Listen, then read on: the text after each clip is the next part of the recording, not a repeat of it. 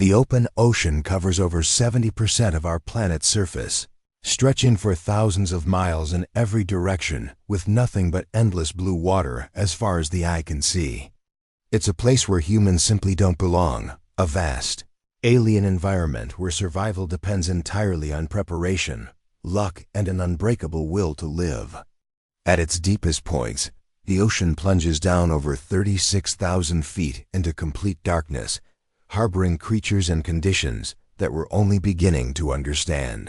But even at the surface, where sunlight still penetrates and life seems more familiar, the open ocean remains one of the most hostile environments on Earth for human survival. The water temperature in most ocean regions hovers between 50 to 80 degrees Fahrenheit. While that might sound comfortable, prolonged exposure to water below body temperature will gradually drain your core heat, leading to hypothermia and eventually death. The salt content makes the water undrinkable, and consuming it will only accelerate dehydration as your kidneys work overtime to process the excess sodium. Then there are the creatures, sharks, jellyfish, and countless other predators call the open ocean home. But perhaps most terrifying of all is the sheer vastness and isolation. When you're truly alone in the middle of the ocean, rescue could be days, weeks, or may never come at all. This is the story of 3 individuals who found themselves abandoned in the open ocean, fighting for their lives for 72 hours with nothing but their wits, their will to survive, and whatever they could salvage from their sinking vessel. These are their stories. The Pacific Ocean, approximately 200 miles west of the California coast. This stretch of water is known for its unpredictable weather patterns and strong currents that can push vessels far off their intended course. It's also a major shipping lane, which means that under normal circumstances, rescue is usually just a radio call away. But these weren't normal circumstances. Captain Maria Rodriguez had been running charter fishing trips for over 15 years. Her 45-foot sport fishing vessel, the Sea Runner, was her pride and joy, a well-maintained boat equipped with all the latest safety equipment, GPS navigation, and communication systems. She knew these waters like the back of her hand and had an impeccable safety record. On September 15th, Maria was hired by 2 experienced deep-sea fishing enthusiasts, Dr. James Harrison, a 52-year-old emergency room physician from San Diego, and Sarah Mitchell, a 34-year-old marine biologist from the Scripps Institution of Oceanography. Both were accomplished sailors in their own right and had specifically requested a trip to the deeper waters where they could target marlin and tuna. The morning started perfectly. Clear skies, calm seas, and excellent fishing conditions. They departed from San Diego at 5:30 a.m., planning to spend 2 days fishing the deep waters before returning. Maria had plotted a course that would take them about 180 miles offshore to a known fishing hotspot where underwater mountains created upwelling currents that attracted large pelagic fish. The first day went exactly as planned. They caught several yellowfin tuna and even hooked a small marlin that Sarah released after taking photographs for her research. As the sun set, they anchored in about 8,000 feet of water, planning to do some night fishing before getting some rest. Dr. Harrison was particularly excited about the night fishing opportunity. As someone who spent most of his time in the controlled environment of a hospital, he found the open ocean to be the perfect escape from the stress of his job. He had been looking forward to this trip for months. Sarah, meanwhile, was using the opportunity to collect water samples and observe marine life behavior in the deep ocean environment. Her work focused on the migration patterns of large pelagic fish, and this trip provided valuable field research opportunities. Everything was going perfectly until around 10 p.m. when Maria noticed the barometric pressure beginning to drop rapidly. She checked the weather radio and was alarmed to hear reports of an unexpected storm system developing much faster than forecasted. What had been predicted as light winds and scattered showers was now being described as a potentially dangerous weather event, with winds up to 50 knots and seas building to 15 feet. Maria immediately made the decision to head for shore. They pulled in their lines, secured all loose equipment, and began the long journey back to San Diego. But the storm was moving faster than anyone had anticipated. By midnight, they were fighting 12-foot seas with winds gusting over 45 knots. The Sea Runner was a capable boat, but she was taking a beating.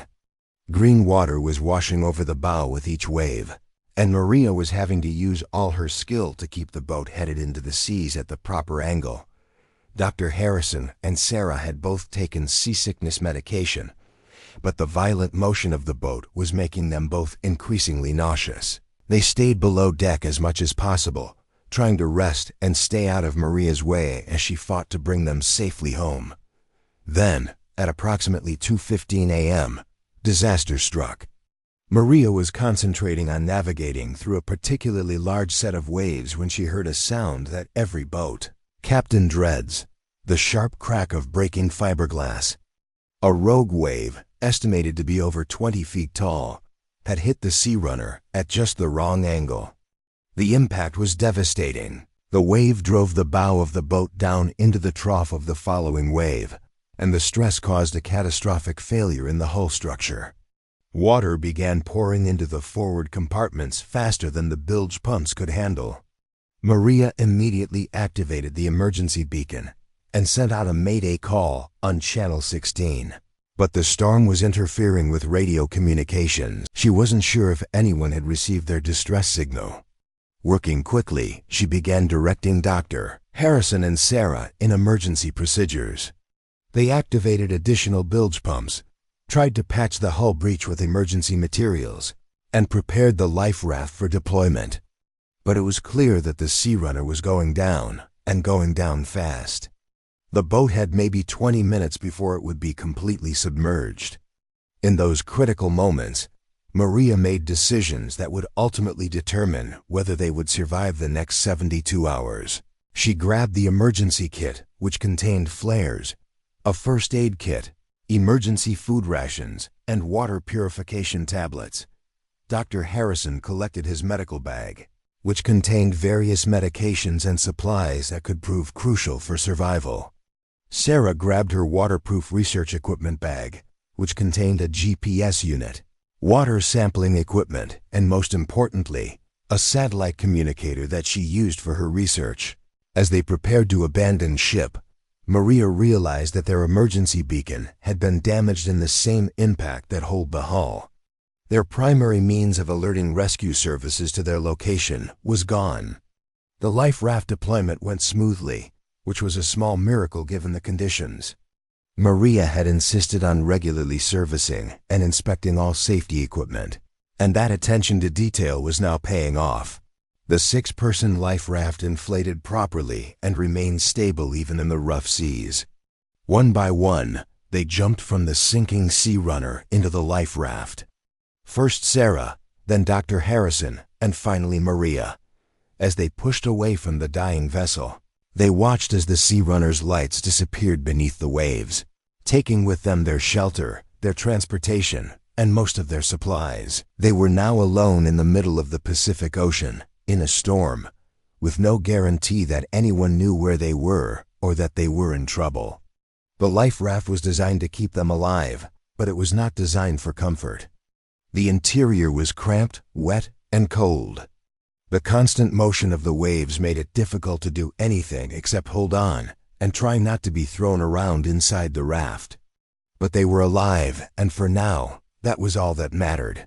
As the storm continued to rage around them, the 3 survivors huddled together in the life raft, listening to the sound of wind and waves, and wondering if they would ever see land again. The fight for their lives had just begun. The storm raged for another 6 hours after they abandoned the Sea Runner.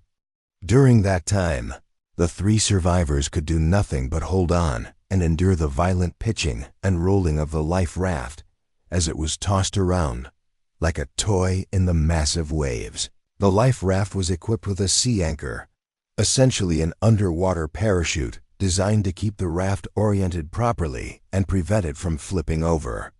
Without this critical piece of equipment, they would have almost certainly capsized multiple times during the storm. Dr. Harrison was the first to succumb to severe seasickness. Despite his medical training and experience with emergency situations, the constant motion combined with the stress of their situation left him violently ill. He was unable to keep any food or water down for the first 12 hours, which immediately put him at risk for dehydration. Maria, drawing on her years of experience in rough seas, was handling the motion better than the others, but she was dealing with a different set of problems. As the captain, she felt responsible for their situation and was mentally cataloging everything they had, and everything they would need to survive until rescue arrived. Sarah, meanwhile, was trying to get their satellite communicator working. The device had been damaged during the evacuation from the sinking boat, and she was carefully disassembling it to see if she could make repairs. This device represented their best hope for contacting the outside world and letting rescuers know their location. As dawn broke, the storm finally began to subside. The winds dropped to less than 20 knots, and the waves reduced to a more manageable 8 to 10 feet. For the first time since abandoning ship, they could see more than a few hundred yards in any direction. The view was both beautiful and terrifying. In every direction, as far as they could see, there was nothing but ocean. No land, no ships, no aircraft, just endless blue water stretching to the horizon. Maria took inventory of their supplies. The Life Rafts emergency kit contained 12 packets of emergency food rations, enough for 2 people for 6 days, 6 pints of emergency drinking water, a first aid kit, flares, 6 handheld, 2 parachute flares, a fishing kit with hooks, line, and sinkers, a solar still for making freshwater emergency blankets, a hand-operated water maker, seasickness tablets, a signaling mirror, a whistle. In addition to the raft's emergency supplies, they had Dr. Harrison's medical bag, which contained various medications, bandages, and medical instruments.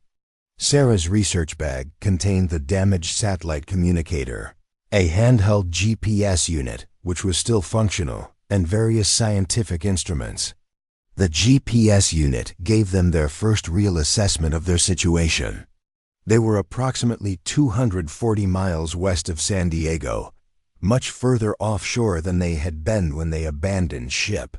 The storm had pushed them westward through the night, and they were now in some of the deepest water in the Pacific Ocean, over 12,000 feet deep in some areas. This distance from shore meant that even if rescue operations had begun immediately, it would take aircraft at least an hour and a half to reach their area, assuming anyone knew where to look for them. Sarah continued working on the satellite communicator throughout the morning. These devices work by connecting to satellites in geosynchronous orbit and can send short text messages even from the middle of the ocean. If she could get it working, they could send their exact GPS coordinates to rescue services. The main problem was water damage.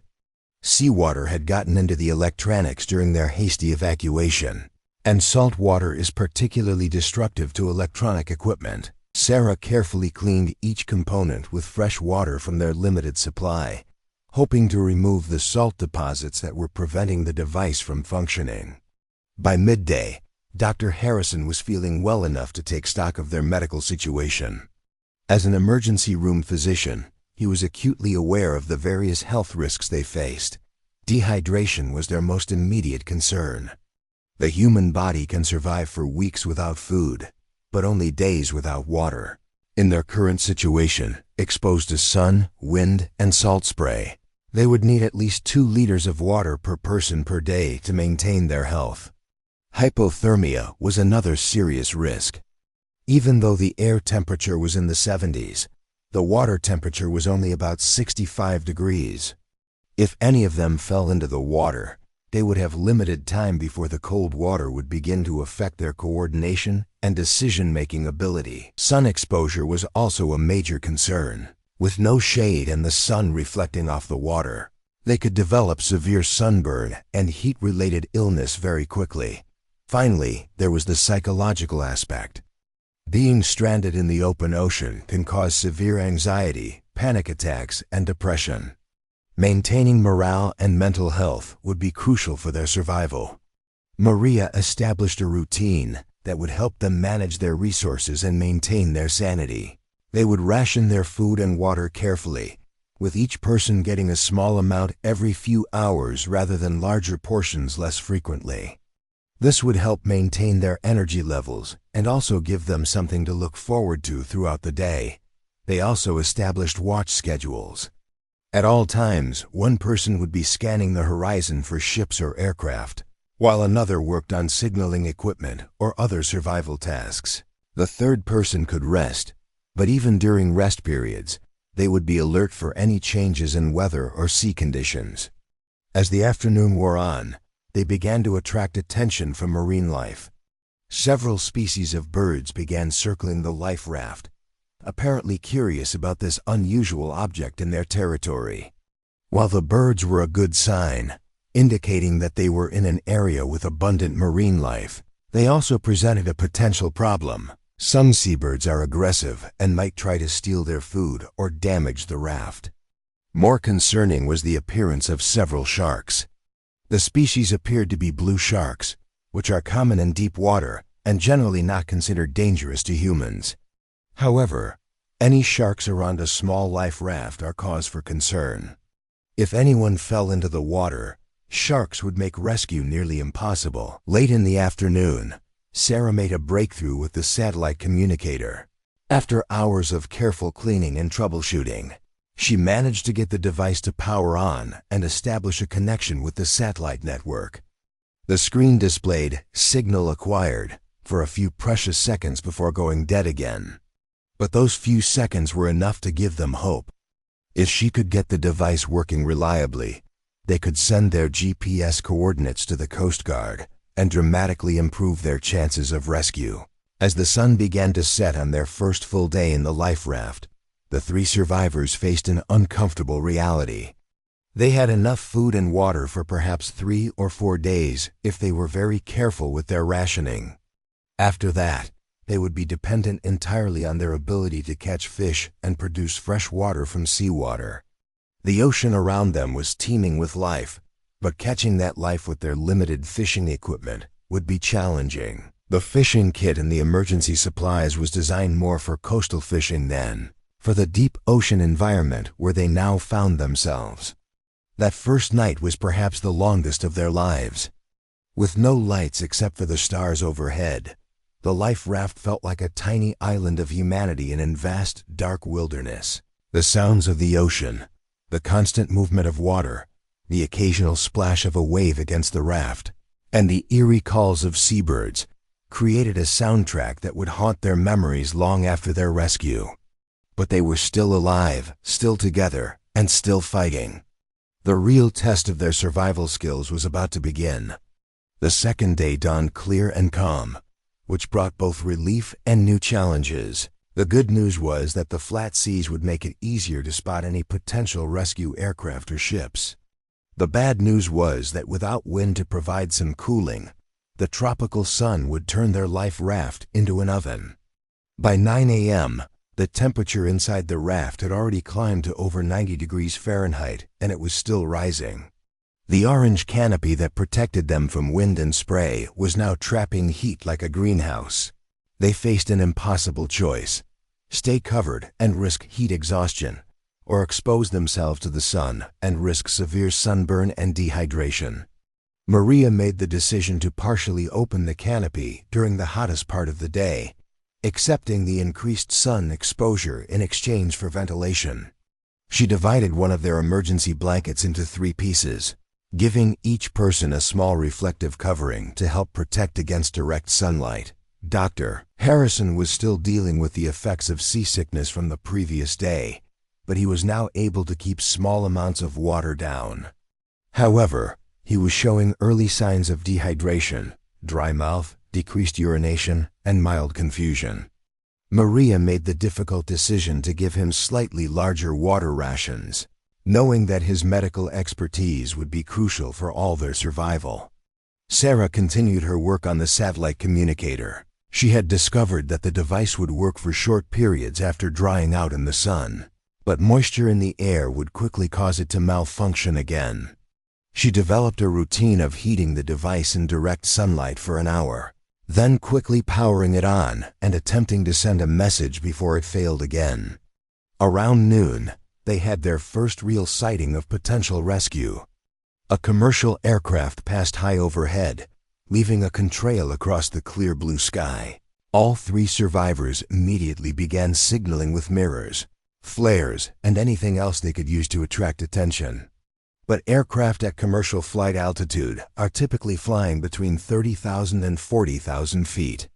Even a large life raft appears as nothing more than a tiny speck from that height, and the chances of crew members spotting them were extremely small. Still, the sight of the aircraft gave them hope that they were in a shipping or flight corridor where they might be discovered. The heat was becoming a serious problem. By mid-afternoon, the temperature inside the raft was approaching 105 degrees. They were sweating constantly, which was accelerating their dehydration despite their careful water rationing. Dr. Harrison suggested that they needed to find a way to cool themselves down, or they would not survive another day in these conditions. Maria remembered a technique she had learned during survival training. Using seawater, they wet down their clothing and used evaporation to cool their bodies. This provided immediate relief from the heat, but it also meant that their fresh water supply was now even more precious, as they couldn't afford to waste any of it for cooling.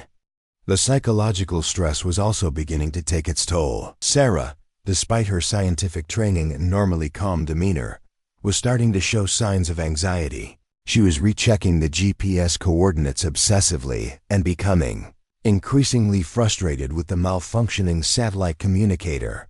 Dr. Harrison, weakened by dehydration and the ongoing effects of seasickness, was becoming withdrawn and pessimistic. He began talking about the statistical chances of rescue and suggesting that they should prepare for the possibility that help might not come in time. Maria, recognizing the dangerous spiral of negative thinking, made a conscious effort to keep morale up.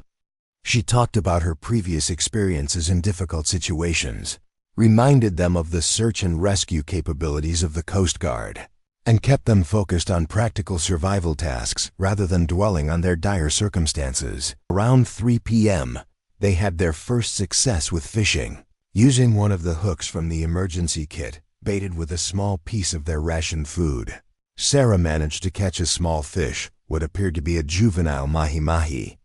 It wasn't much, perhaps half a pound, but it represented their first step towards self-sufficiency. Dr. Harrison used a scalpel from his medical kit to clean the fish, and they ate it raw, saving their limited fresh water rather than trying to cook it.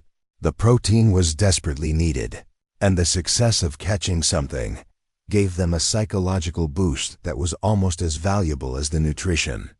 Later that afternoon, Sarah finally achieved a breakthrough with the satellite communicator. After heating it in the sun for over an hour and carefully drying out all the components, she managed to get it functioning long enough to send a short message. Mayday Life Raft 3 persons, GPS 32.1234N121. 5678 W need rescue. The message transmitted successfully, and for a few precious moments, they felt like they had re-established contact with the outside world. However, the device failed again immediately after sending the message, and they had no way of knowing if anyone had received their distress call or if rescue operations were underway. As evening approached, they faced new challenges. The clear skies that had brought them scorching heat during the day now meant that temperatures would drop significantly after sunset. Without the warming effect of cloud cover, the nighttime temperature could drop into the 60s, which would feel frigid after the extreme heat of the day. They also had to deal with increased marine life activity.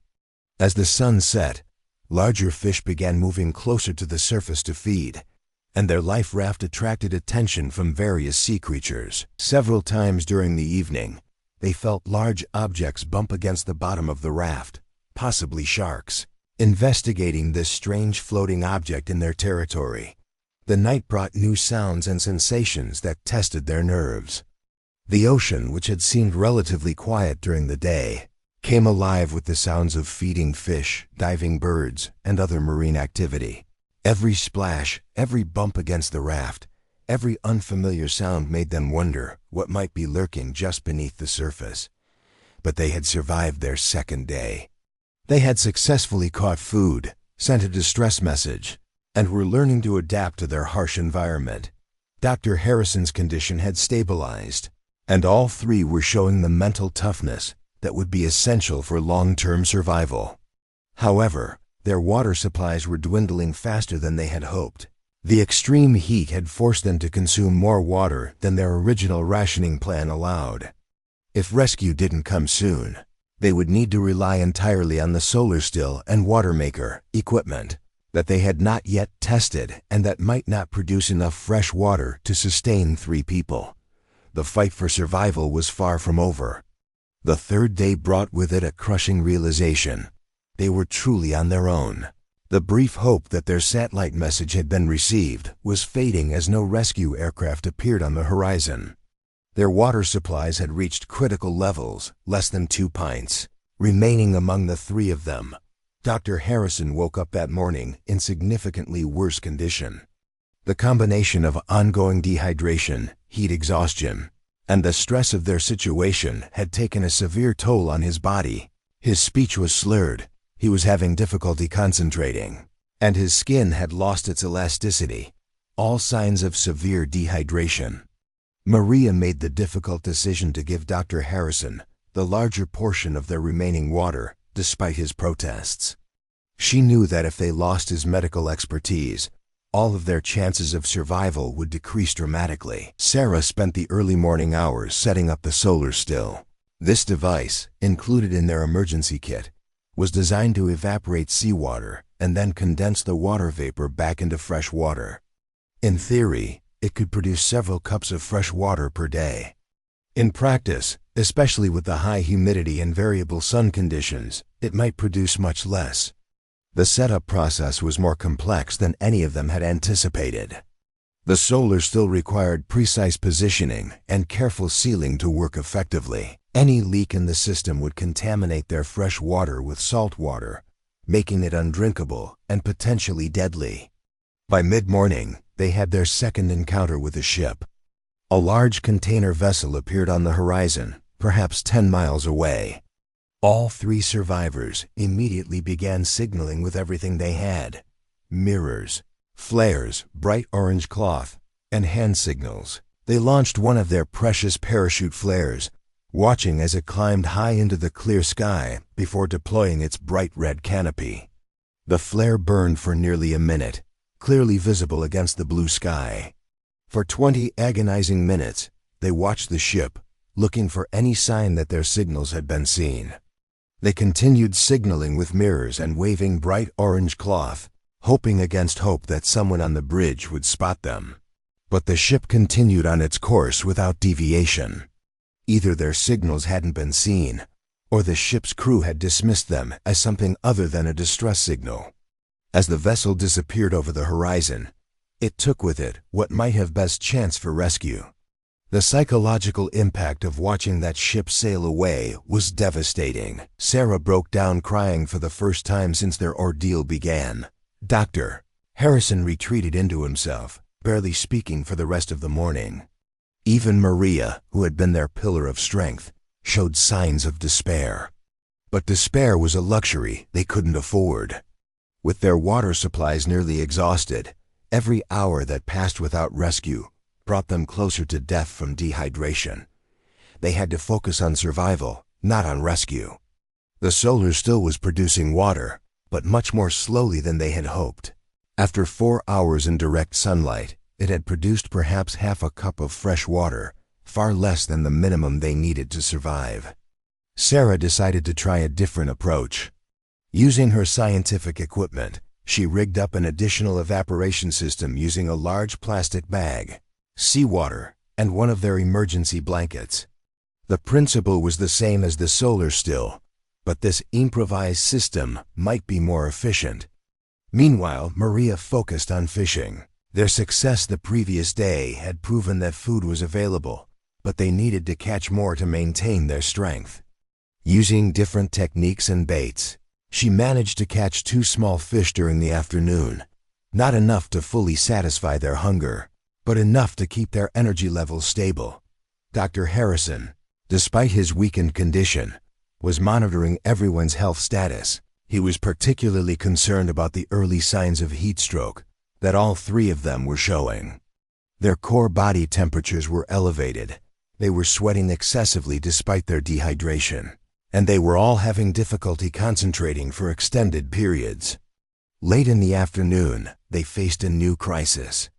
Sarah's improvised water collection system had been working well, producing nearly a cup of fresh water, when a sudden wind gust caused the system to collapse. The precious fresh water was contaminated with salt water and became undrinkable.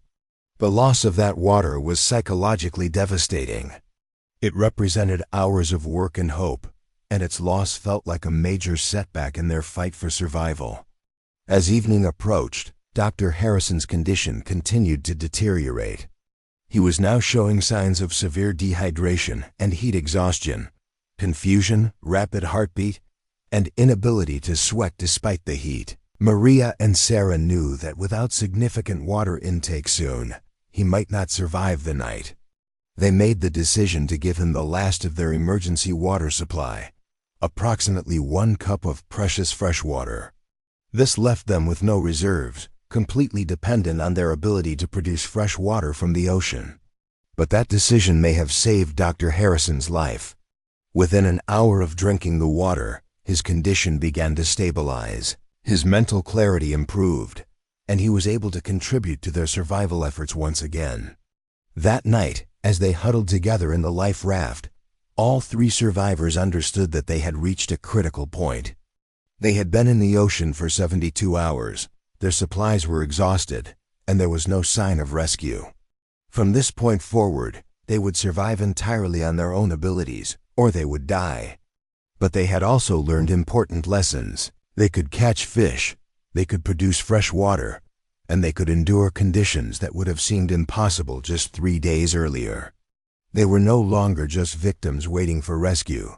They were survivors adapting to one of the harshest environments on Earth.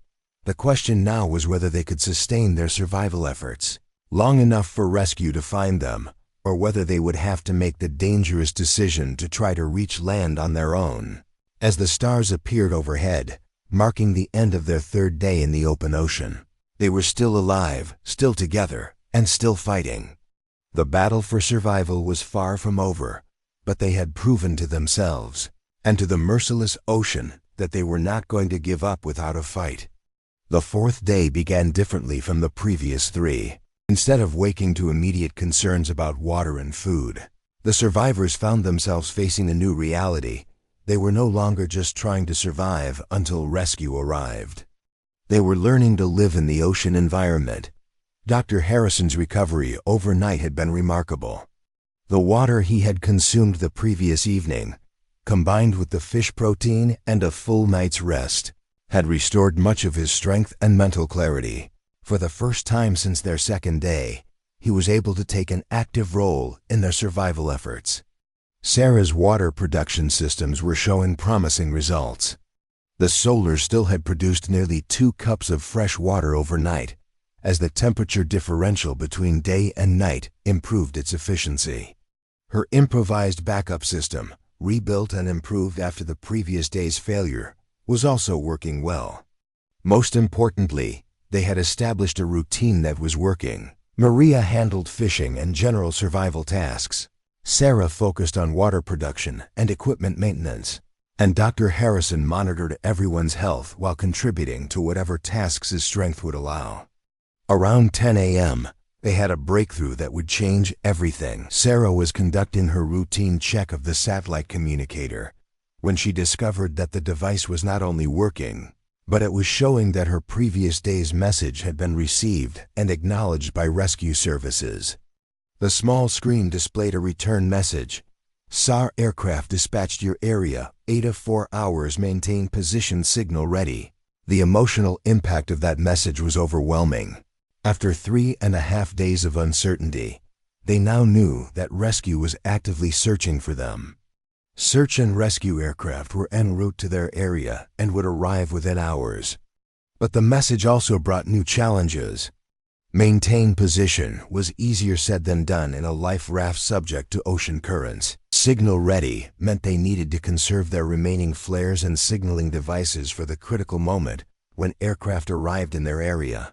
Dr. Harrison calculated their position drift over the past 3 days using Sarah's GPS readings. They had been pushed approximately 30 miles west and 15 miles south of their original position by ocean currents. If the rescue aircraft were searching their last known position, they might not be found even with aircraft in the area. Sarah sent a return message with their current GPS coordinates, but the satellite communicator failed again immediately afterward. They had no way of knowing if their updated position had been received. The next 4 hours passed with agonizing slowness. Every few minutes, one of them would scan the horizon and sky looking for any sign of rescue aircraft. They prepared their signaling equipment, arranged bright orange cloth for maximum visibility, and rehearsed their signaling procedures.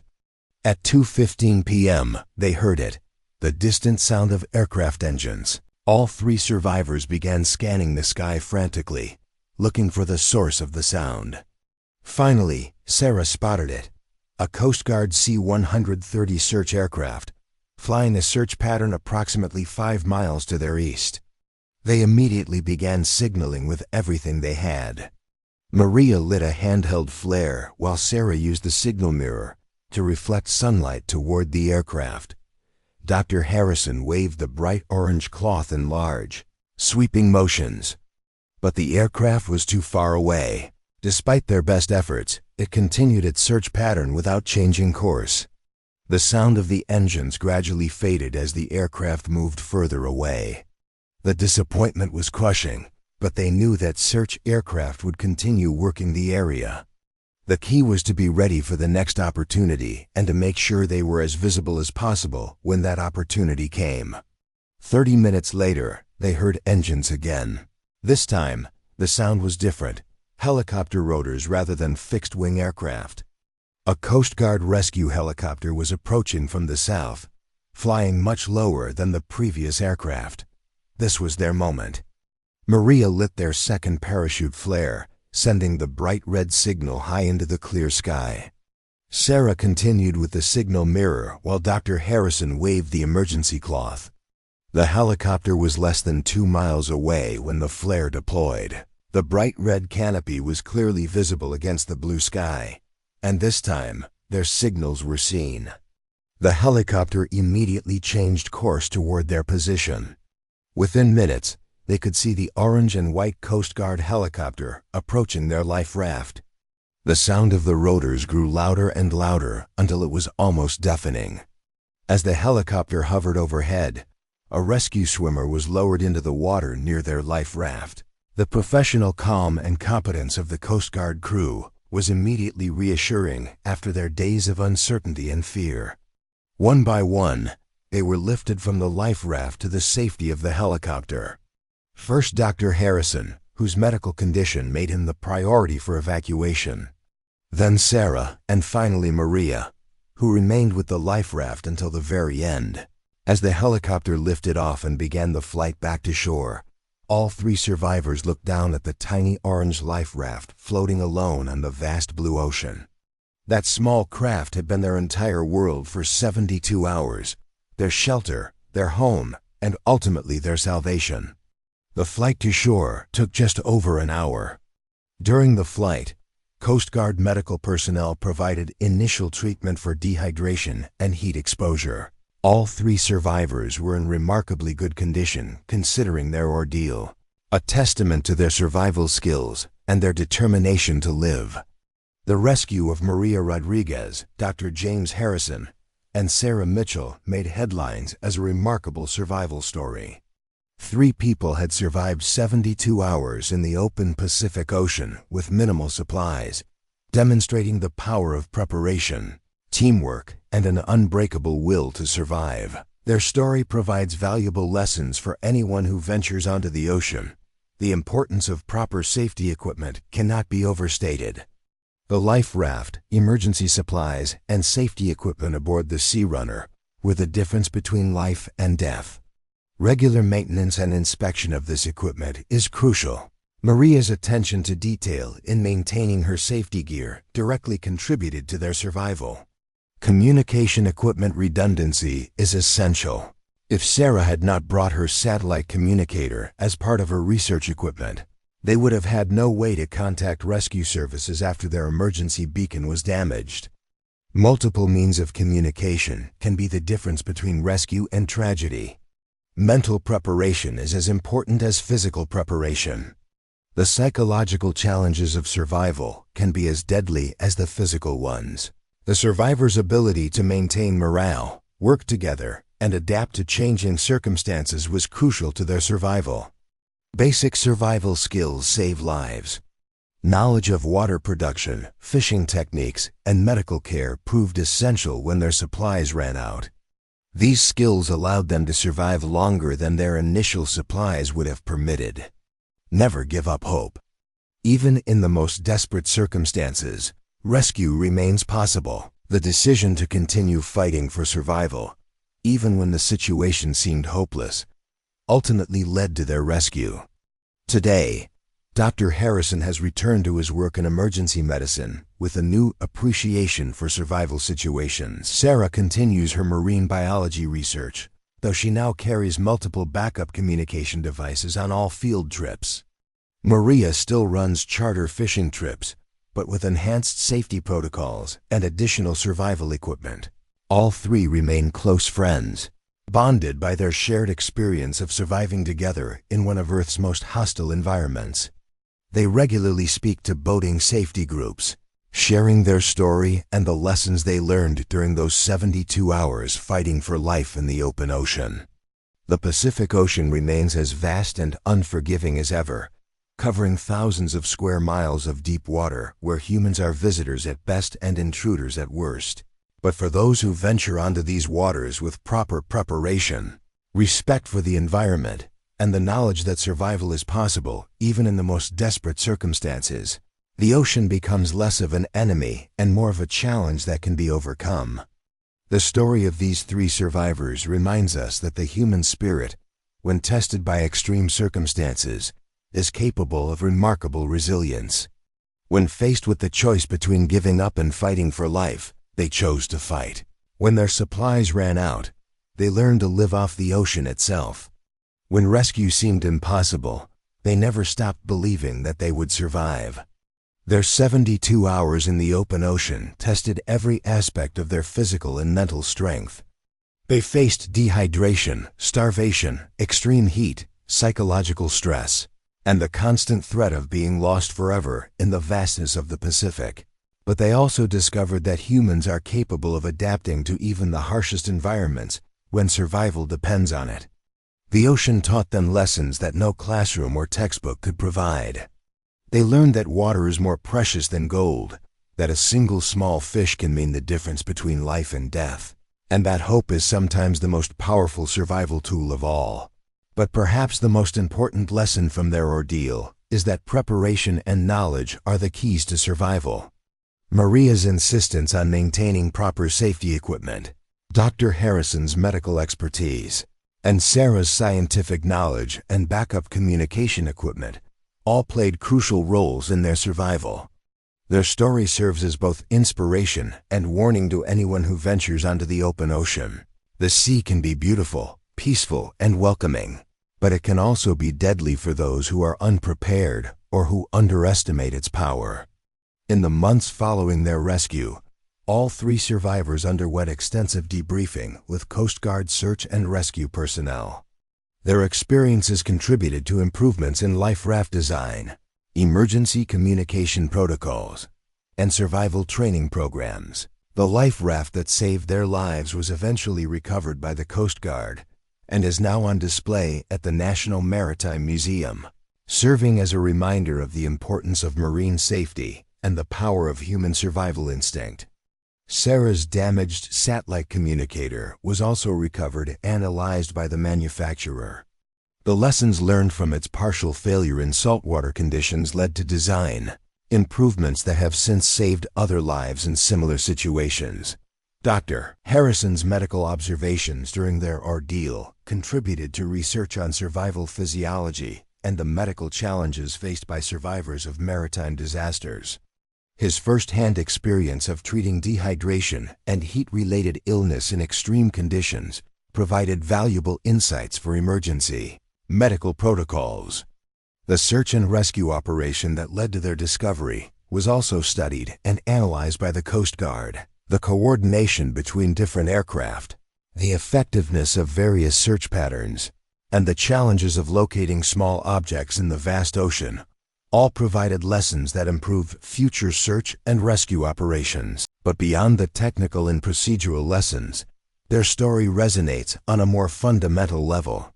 It's a story about the power of human cooperation in the face of adversity. 3 people from different backgrounds, a fishing boat captain, a doctor, and a marine biologist, came together and used their combined skills and knowledge to survive in one of the most challenging environments on Earth. It's also a story about the importance of never giving up hope, even when the situation seems hopeless.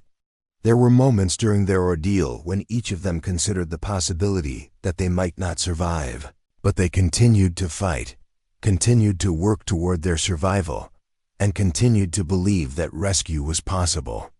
Today, when asked about their experience, all 3 survivors emphasized that they were not heroes. They were ordinary people who found themselves in an extraordinary situation and did what they had to do to survive. They credit their survival not to any special powers or abilities, but to preparation, teamwork, and an absolute refusal to give up.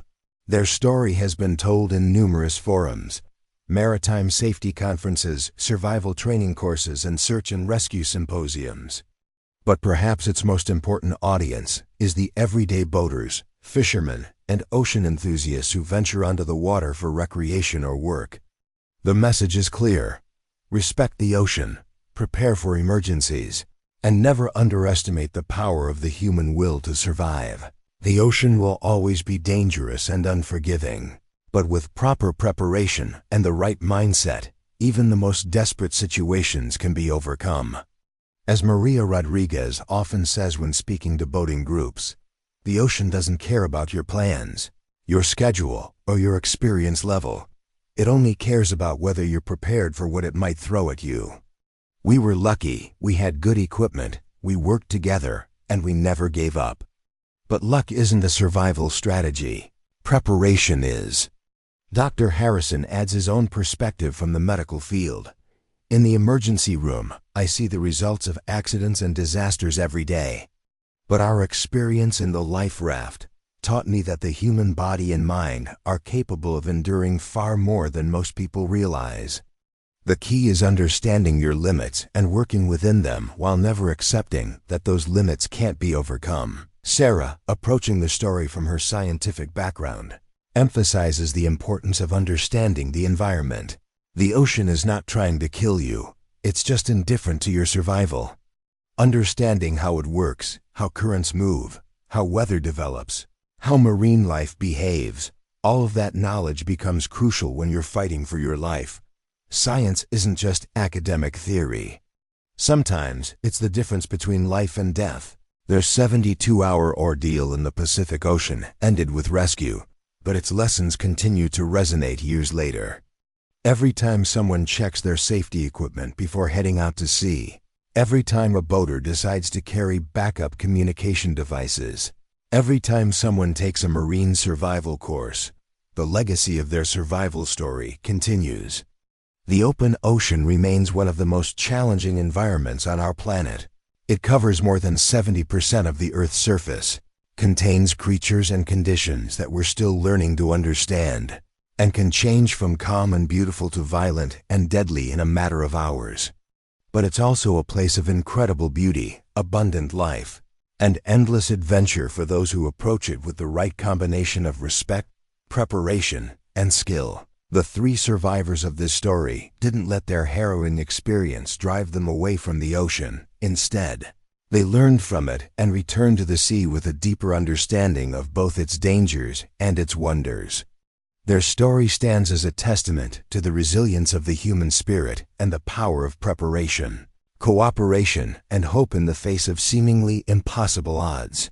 In the vast emptiness of the open ocean, 3 people found that they were capable of far more than they had ever imagined possible. When faced with the ultimate test of survival, they chose to fight, to adapt, and to never give up hope. Their 72 hours fighting for life in the open Pacific Ocean became not just a survival story, but a powerful reminder that no situation is hopeless as long as people are willing to work together and refuse to surrender to despair. The ocean is still out there, vast and powerful and indifferent to human concerns.